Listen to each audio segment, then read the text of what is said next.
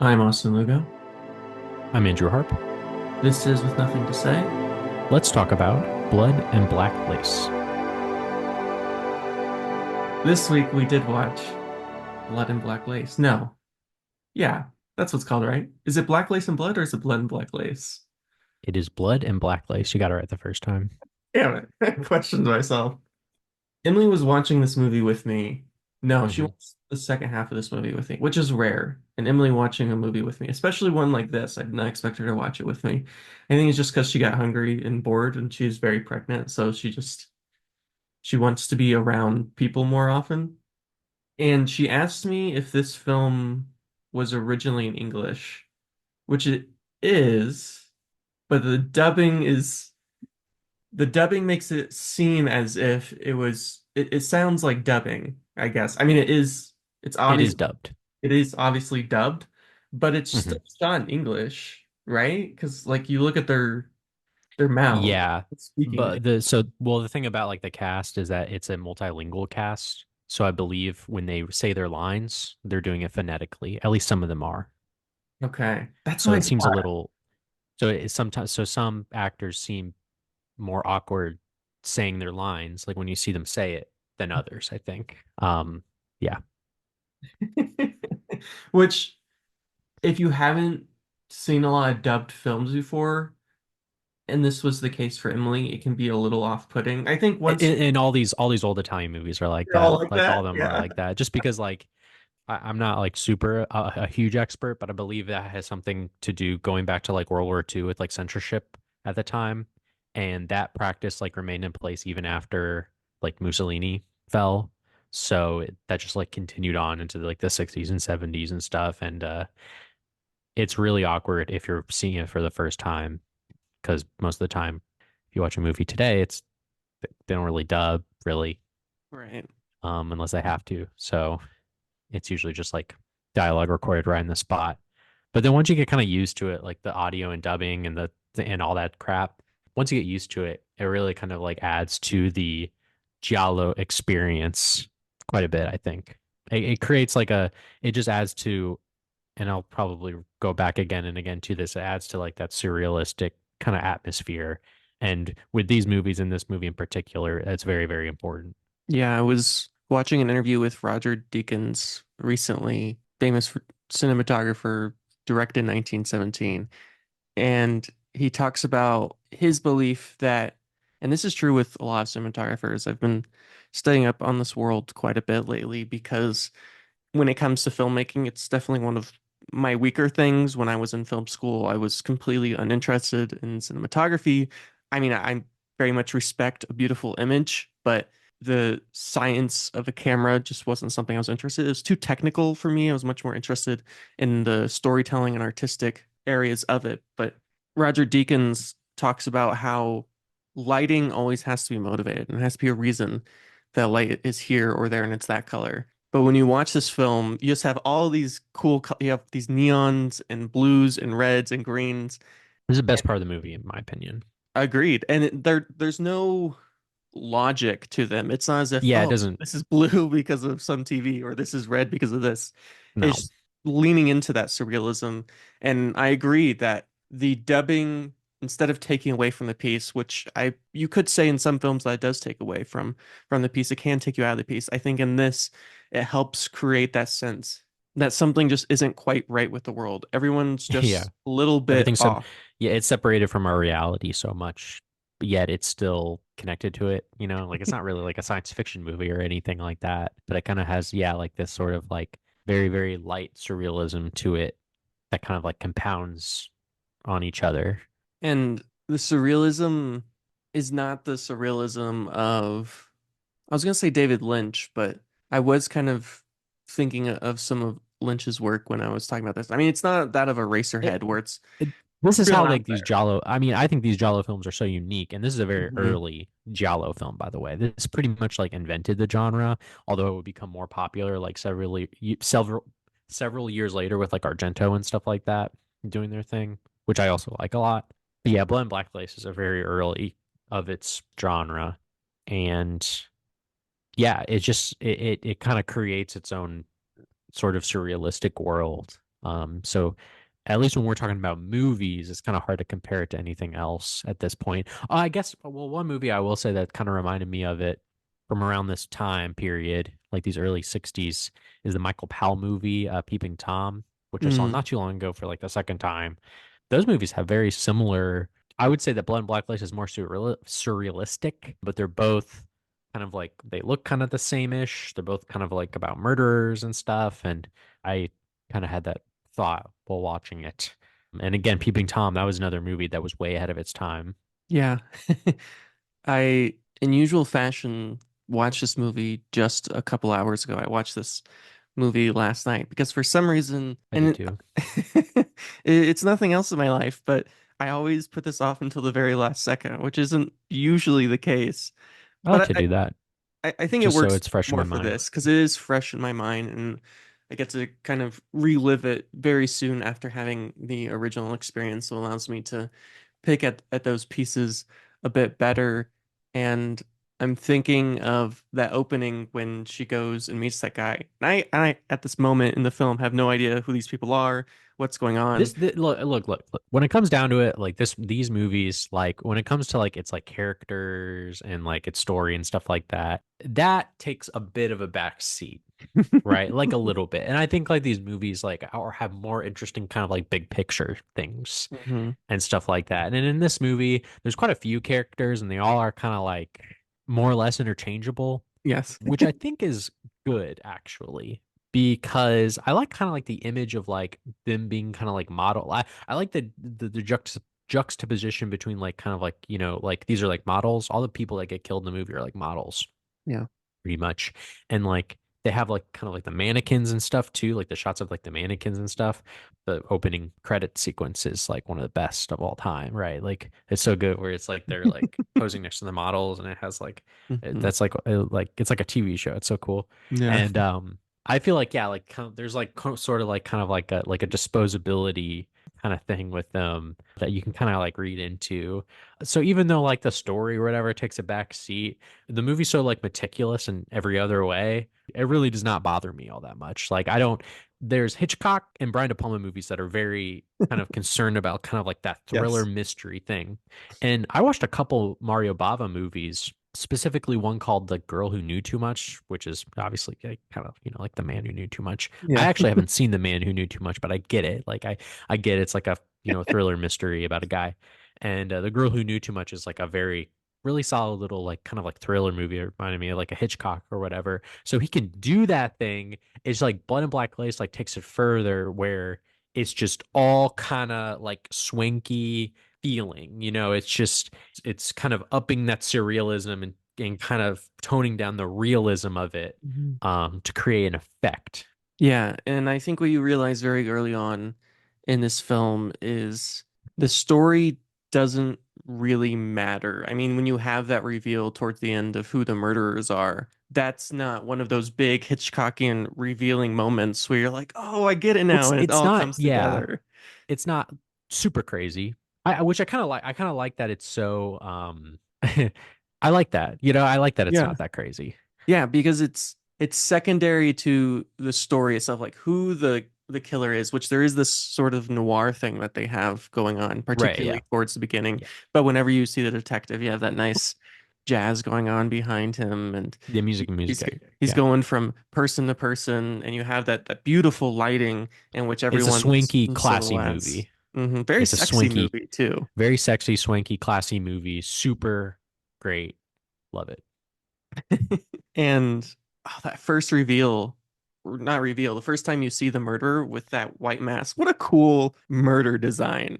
Just that That blank design, what it face. reminded me of? Have you ever read Watchmen or watched the movie? I've never I seen the was movie, thinking but I've that too. watched Yeah, it. It reminded me of Rorschach. Rorschach. Yeah. Hmm. Yeah, except he doesn't have like the black spots on him. It literally looks exactly the same. And in fact, like it wouldn't surprise me if they just ripped that off. Yeah. Because this I think people have ripped off this movie in a lot of different ways. Like that scene at the end where she's drowned in the tub and Yeah. they like put her under the water and the blood reverberates in the water. I think that's been ripped off before in some Yes. ways.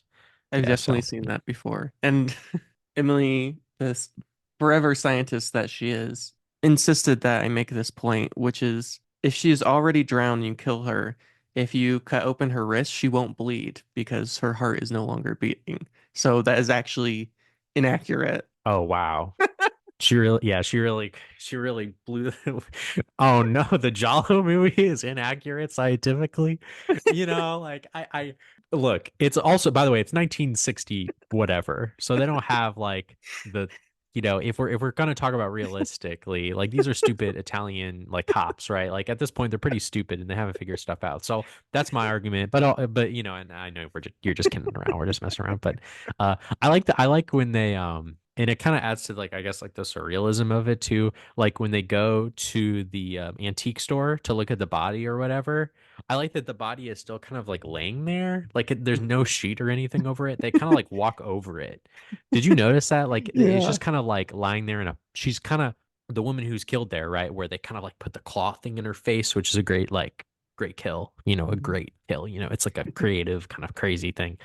She's just kind of like still like in a pile, like on the floor, and they walk around her. Like there's no one, like they don't do kind of like the cop thing where they're like, all right, like they put the thing over her and they put the little markers everywhere and they put police tape or whatever. There's nothing like that. Everybody just kind of like walks around everything, which I think kind of adds a little bit to, again, adds to like the surrealistic nature. Things are just like a little bit off. Not that like it's not like an obvious surrealism. It's more just kind of like a little that kind of thing just sort of adds to that though, even though it's like very subtle.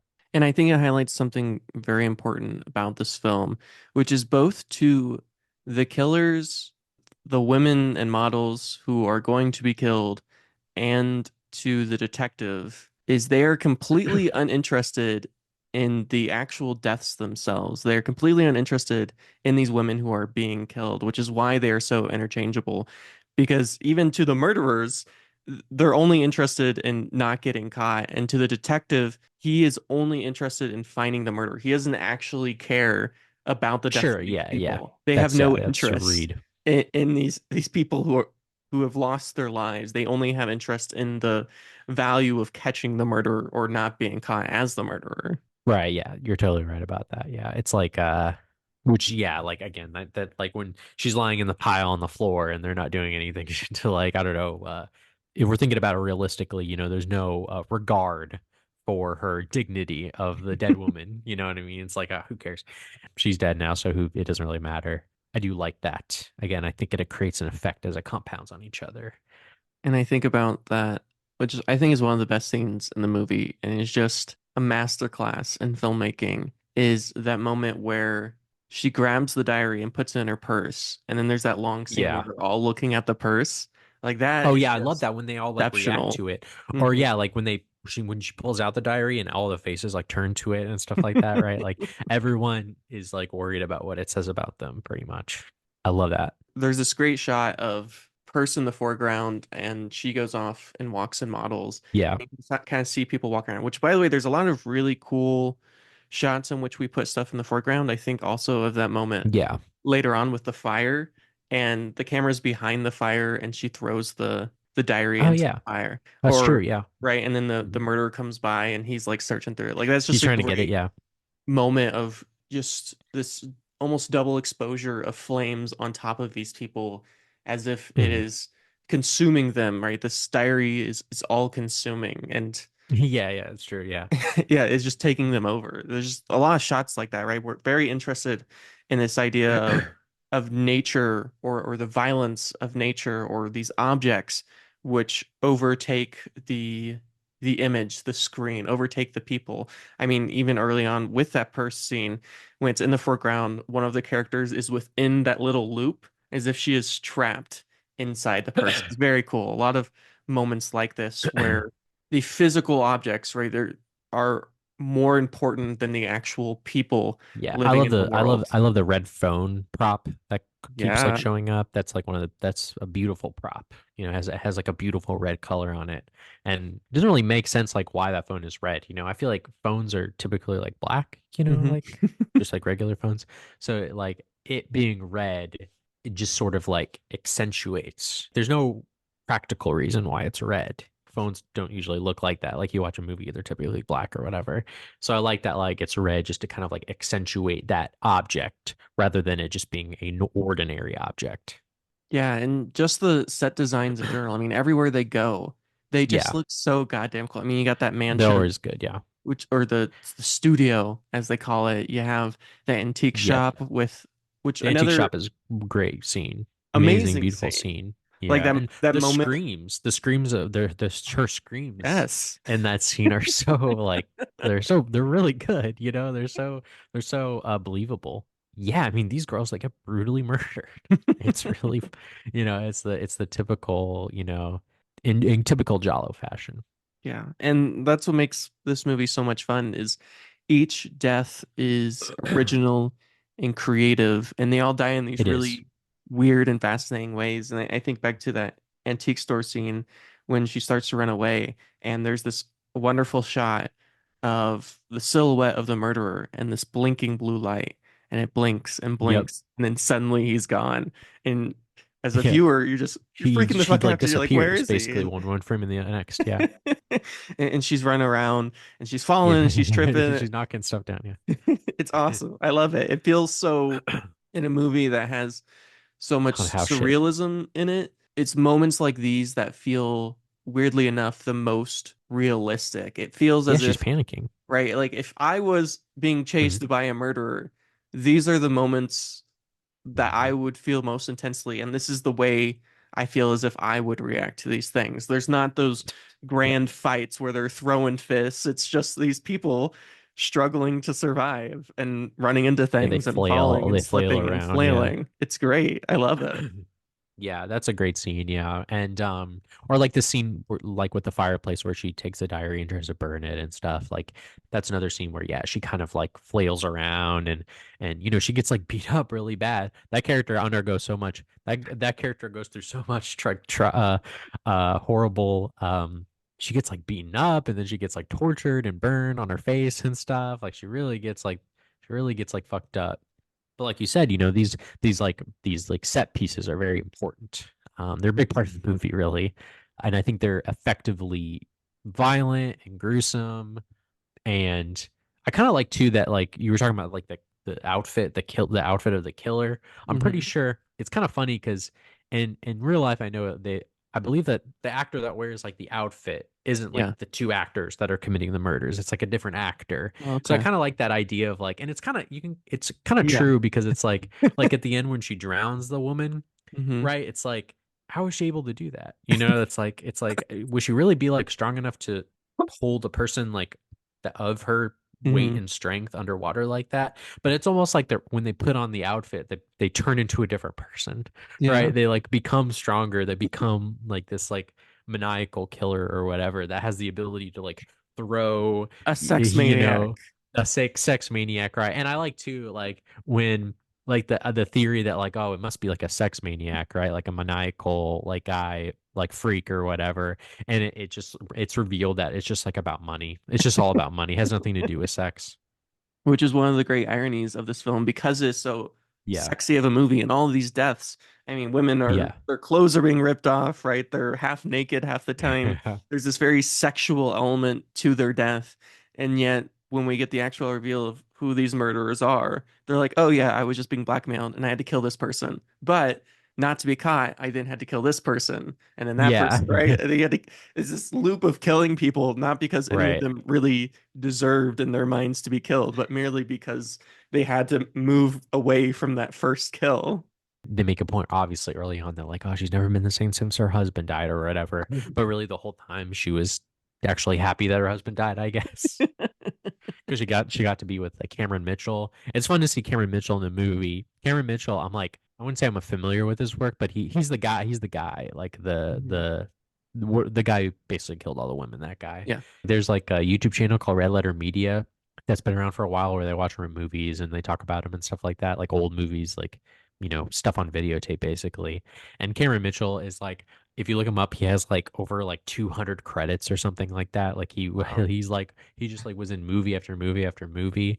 And there are some movies and he shows up in a lot of movies that they watch, like shitty, like shot on video, straight to video, like movies and stuff like that. Yeah. And there are some movies where he's like amazing, where he's like going crazy and he's yelling and he's running around. And then there are movies where he's just like sitting in a chair the whole movie wearing sunglasses. Like very so it's cool to see him in this movie. He's I think he's appropriately in the movie. And again, it's not that like these giallo movies aren't really like all about like who can like pull out the best performance that they can give. They're more kind of like the Bressonian thing of like using like actors as sort of models essentially. And giallo movies are pretty much like this, although they're still great performances, right? Like when the women are like in the midst of being killed or whatever, they react appropriately, I think, like you said. Yeah, I mean, those moments are fantastic to watch because their fear feels so real and legitimate. It doesn't feel in those moments as if they are giving a performance, which I guess one of the things about these genre movies is that their their acting usually kind of is, and is in this case too, right? It's sort of above and beyond. It's a little absurdist, a little surreal, right? The performances aren't exactly what would be in a hyper realist movie of today, or if you had actors act like this in a film today, I think some people would find it a bit off-putting and would be uncomfortable with it because it doesn't have those traditional acting goals. But that only adds to the piece itself and this idea that these are people who are simply there to make another person famous or wealthy or happy, right? They are models who are interchangeable, right? They are merely just beautiful faces. The police inspector's whole idea of the sex maniac comes from this idea that, well, he's only killing beautiful women, so it must Yeah. be sexually related. Like there's no logic or reason to the inspector of finding them. And that moment where he decides to put all five of them in jail because he knows it's one of those five people, and he is just baffled by the fact that it isn't them when another murder occurs, which of course we learn that it's the woman. She's helped him, and it's again, they're only she only murders someone so he can get away with it. And he even asks Yeah. about how did you get her body all the way over there? And she's like, "Oh, I She's just like, put I it I somehow got it to the car or whatever. Yeah. I somehow got to the car and then she did the rest." And he's like, "Well, why'd you kill her?" And she's like, "Well, she was alone." Like like that was it. Yeah. There's no justification to it. There's no righteousness to it. There's no Zodiac style, ooh, here's my master plan. Here's the reason that I'm doing all these killings. It's merely because It's they all don't want to get vibes. caught. Yeah, it's all It's the all movie's like all vibes, and that's like really like why the movie's so good, right? Like it's just kind of this beautiful vibey kind of like work that just again it's so accentuated and bathed in like all this like beautiful light and stuff like that. And it's pretty crazy that the movie is like at this point now like what, like 60 years old. It's like we've learned nothing in 60 years. It's like every movie, there's no movie that has come out in the past like 5-10 years that looks as good as this. It's just, it doesn't exist. And it's just like people forgot how to make movies look as good as they do here. I guess like Jane Schoenbaum's like I saw the TV Glow, it is a Mhm. good looking movie. It's not the same, but it's good looking in similar ways, I guess, to this. Just to think of like one movie off the top of my head. But it's just not the same. Like they figured it out 16 years ago how to make a movie look incredibly beautiful and frankly cinematic. But it's just I don't know. It's just like something has been lost, and I know I'm being a little facetious, right? Because obviously the way the Yeah. movies look depend obviously very much so on economics and just things that are out of pretty much everybody's control.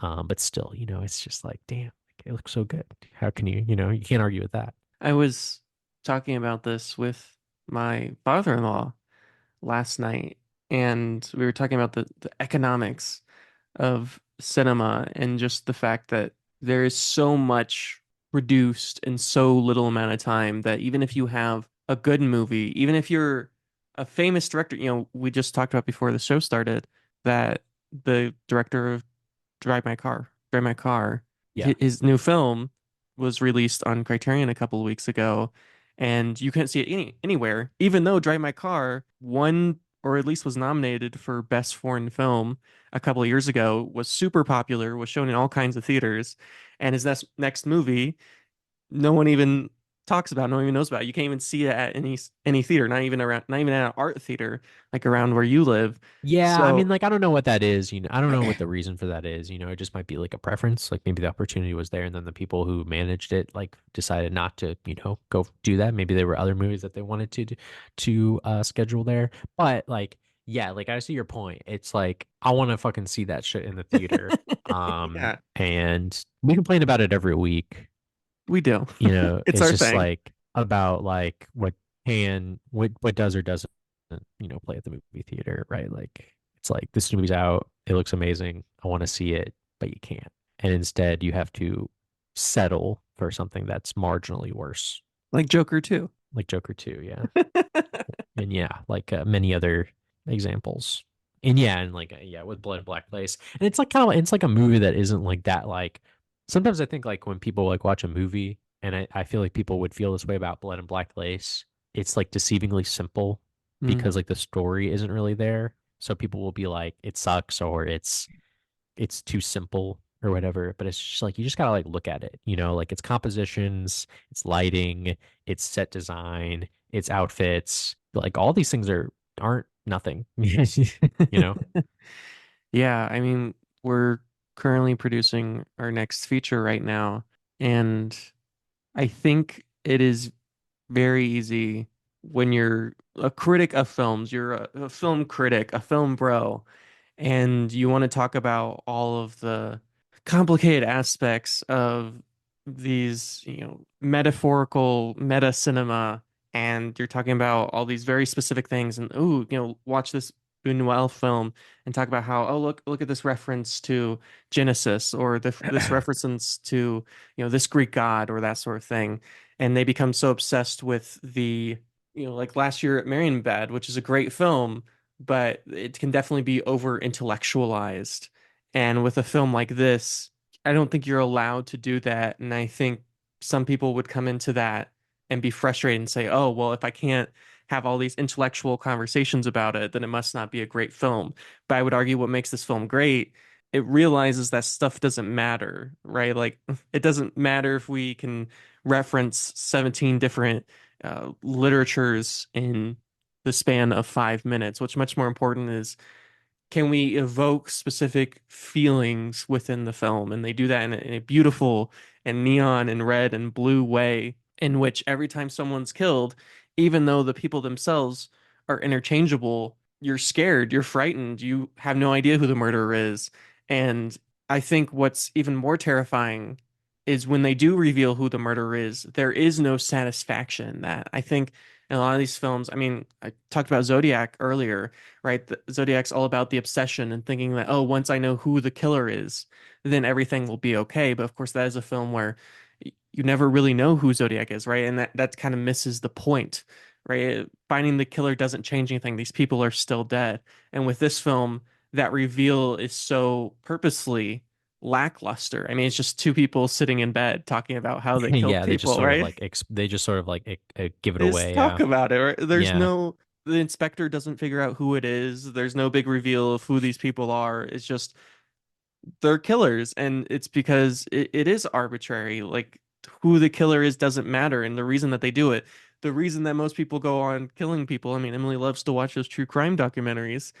It's almost always absurd. There's never this big grand reason for their killing. They're never doing it for the good of mankind. It's always for these tiny petty things like $1,000 in blackmail. I mean, it's not even a yeah. It's lot pretty of funny. money. Yeah, It's not even like millions of dollars. It's yeah, pennies that yeah. don't really matter. But this is the reason that they do their killing, and then they kill other people to hide that they killed the first person. I mean, she only kills someone because she wants to make it look like her husband was innocent. And then they have to kill someone else because they're like, well, we need to blame it on somebody. And I guess the idea there is that they're going to make her look like that model, that she committed suicide and that she had killed all of the others without any sort of motive at all. But of course, his plan behind that is that she's going to go there. He's purposely going to scare her and then force her to escape via some ledge in which she falls to her death. Yeah, and you know what? I will say, I will argue that like this movie is like quite literary. Like I think Bava is coming from a place that is Just, I think just because of like where he's from and where he was born and how his movies are, I think he's coming from a completely, I think he really is coming from a very intellectual place, right? Like he's clearly a very intelligent person. And I think he imparts, and I think, but I think it's like the idea of like, when you're making a movie, you kind of have to decide what to put in and what to leave out, right? Like you Mhm. can't put in everything, right? You can't have like a movie like this that also has like this kind of has like this plot where, everything is like explained or understood. Instead, he leaves everything a lot to like mystery and imagination and also leaves, realism out of it in a way too. Yeah, and I think like you said, also just kind of like not necessarily putting like emphasis on some things and less emphasis on others, like a big mystery Hitchcockian level reveal in which like, aha, I've or like a Columbo level, like I figured it out. It's Yeah. like that has its place, but like also like there's place where there's like mystery, there's like kind of like a macabre. I watched a movie he made called Black Sunday, which was pretty good. That has a very macabre like sensibility. It's like this black and white, dark, desolate, kind of cobwebby movie. This is less. This kind of has like a macabre element to it, but obviously, it's not black and white. It's in color, so it's Yeah. kind of like a different sensibility. I think a little bit more, which I think is hard to do. I think it would be harder to do, right? Like just like to achieve like some kind of like feeling or sensibility or vibe, quote unquote, a word that people like to use a lot. I find that to be like more of like a I find that to be more triumphant than Yeah. simply having like an ironclad like script in which everything is, which can be satisfying in its own way, of course, but you know what I mean. I very much do. And it just goes back to the fact that the murders themselves are meaningless. And you have They yeah, like the effect of them, the result of them are kind of meaningless, but I mean when you're in the scenes, they're the amazing. gray. You love it. You Yeah. want to, I mean, that's what makes the movie. And that's why I mean, it's only a 90-minute movie. And I would say at least half the movie is people getting killed. And it's great. You love it. You love being in those moments. I mean, you wait for the next one to be in it. And through the first half of the film, right after they get arrested, I'm still in that mindset because you are, and I think this is purposeful too. I mean, he's playing off the film noir that's been around at this point for 20 plus years by the time he makes this film. And he's playing off this idea to the viewer and he's tricking the viewer into thinking you need to figure out who the murderer is, right? That's the mindset that you need to Right. be in. And me as a viewer, I'm thinking, oh, maybe it wasn't just one of them because, right, the guy in the mask he doesn't look like any of them, right? He doesn't have the build of any of the actors here. So I'm thinking maybe each one of them did a different murder, right? They've all kind of taken part in it and they're completely unrelated for different reasons, but they all seem to don the same mask as if evil itself has consumed them and taken them over. And that's what I'm trying to figure out, right? I'm Yeah. trying to logic my way out of this. And then as you get further into a film, you're like, oh, that's not the point. And it's a Yeah. trick, right? It's tricking you into thinking like that's the thing that you should care about.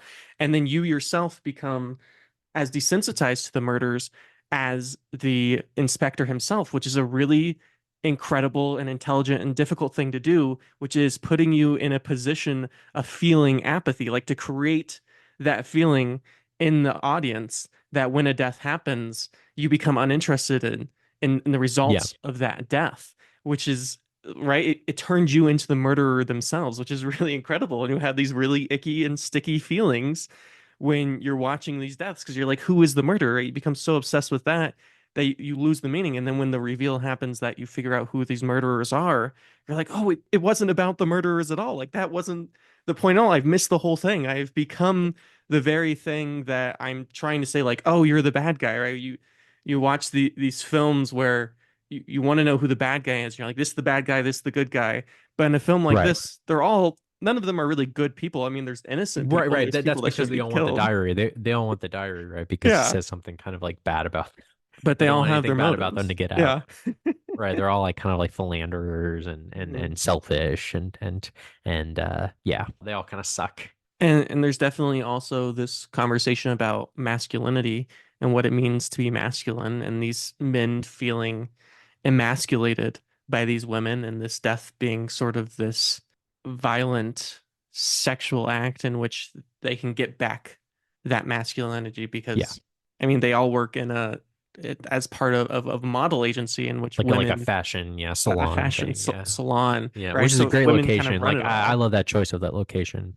It's a great look. I love that mansion. I mean, the inside is just it's Yeah. so big and barren, and the way they put Yeah. things in the space, it reminds me of that giant mansion in Citizen Kane, like the inside of it, Yeah. just how hollow and just large everything seems, which is another Yeah. giallo thing. Like I think of like Suspiria, where all of the I, doors I and was everything reminded of Suspiria, right? giant, Like right? yeah, and that like in Suspiria, right, is all about like a dance kind of Mhm. ballet dance kind of troupe or group or something like that, which is like kind of reminiscent of this a little bit. Except what that movie came out like 10 years later. But I love Suspiria. Suspiria is probably like the for me, it's like the Giallo movie, right? Like kind of Mhm. like the quintessential perfect one. But Blood and Black Lace is like basically like in the mix of that, right? Like it's Yeah. like a top three kind of Giallo, like one of the ones that you probably have to watch if you want to like understand the genre a little bit more. I had never seen it until this week, although I should have watched it probably. There's a lot of Giallo movies. Like there's a lot of different directors. There's Lucio Fulci, there's Dario Argento, there's Mario Bava. I think there's a guy named like I think Sergio Martino. I think is another guy that people like a lot. Like there's a lot of Italian horror filmmakers from around this time that made a lot of movies and a lot of good ones too. It seems like so. I like Lucio Fulci too, though. I don't know if you've ever seen any of his movies. I think His so. movies like really dial up the horrific kind of Lovecraftian element of the Giallo movie. He has a very good one called The Beyond, which is great. We'll probably need to watch that one sometime in the future. But yeah, there's so many of them. It just seems like a bottomless pit of them. I love that. And thinking about the ending where the reveal that she didn't die because she landed Yeah, on an awning that broke her fall. an She awning said, that "Yeah," broke which her is silly. fall. But that's fine. That's fine. And she looks so fucked up. She looks like she's half dead, like literally, She like a is. zombie or It's something. awesome. It is a great Yeah, image. I mean, there is something great. right out of the Night of the Living Dead and just the giant bump on Yeah, her yeah, head and the blood just oozing out of her skull. yeah, And he's like, "No, I love you, and that was never supposed to happen." And blah blah blah. And of course, you know that yeah, he's lying through his teeth. yeah. He's And being an asshole. it is a bit satisfying when and they hold on this for a super long time when he hugs her and you hear those two shots and for a second you don't know who shot who, right? You're Right. kind of Yeah. in that moment. Because You don't he's see seen the earlier with gun. the gun, so you don't know who has the gun. Yeah. So you think, yeah, like you said, you think like, oh, he shot her. No, It's she like, did how did it. she get the gun? It doesn't really, she has Doesn't like the matter. jewels right in her hand. Yeah. She has like the jewels in her hand. So yeah, I think he got everything out, and then she goes and takes that stuff, and does this really big speech. That's a great actor, by the way. I like her a Hmm. lot. Her performance is I like how she kind of like changes up like her character. Like early on, she's kind of like this doting mother like kind of mother hen character, right? And she Hmm. seems kind of like disheveled and a little sad, right? Because her husband died or whatever.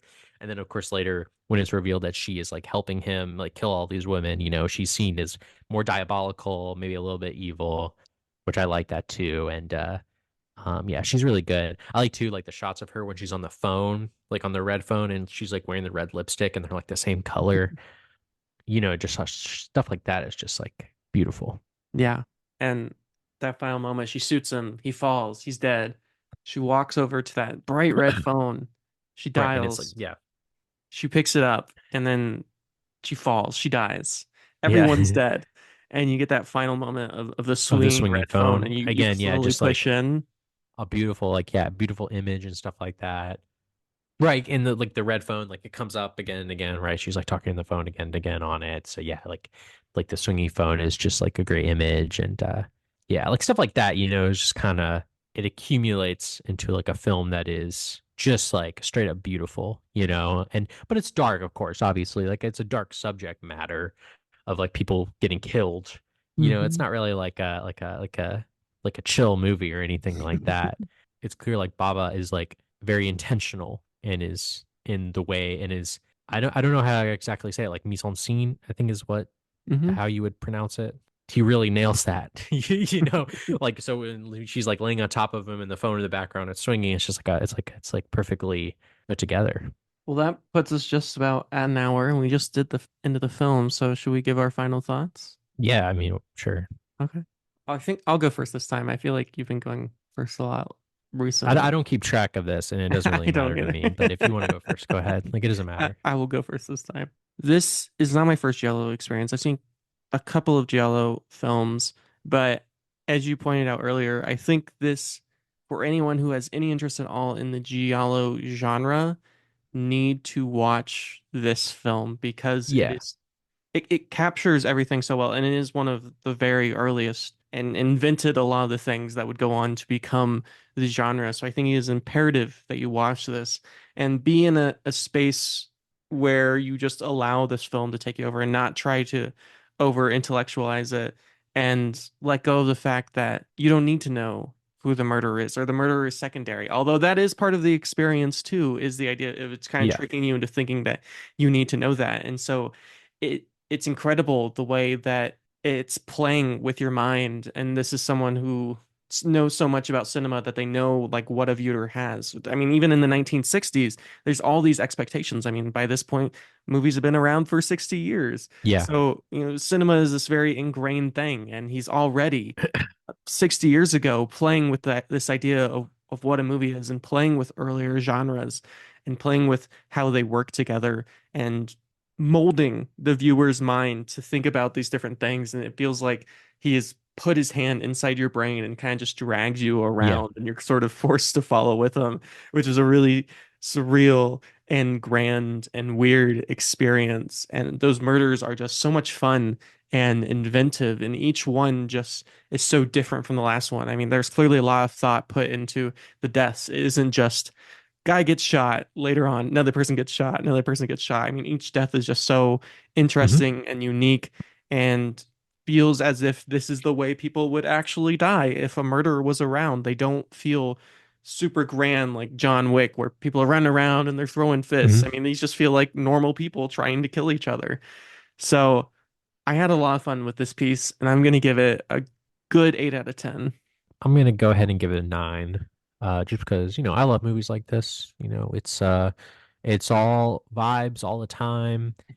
Perfect mise en scene, perfect lighting, just a great giallo Italian horror film, just a very quintessential one, very important one in the historical, big picture as to what these movies would look like, into the future with especially guys like Argento again, to bring them up. Kind of like one of those movies you just kind of have to like connect with, like kind of have to vibe with, like at a vibrational level.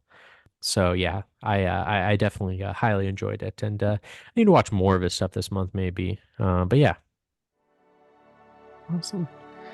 All right, y'all. Thank you for listening. You can find everything I do at Austin Lugo. I'm on Letterboxd at RetroRanger0Andrew. And you can find this podcast wherever you hear podcasts. You also find us on Instagram, TikTok, and YouTube. With nothing to say, and thank you all for listening. Thanks again.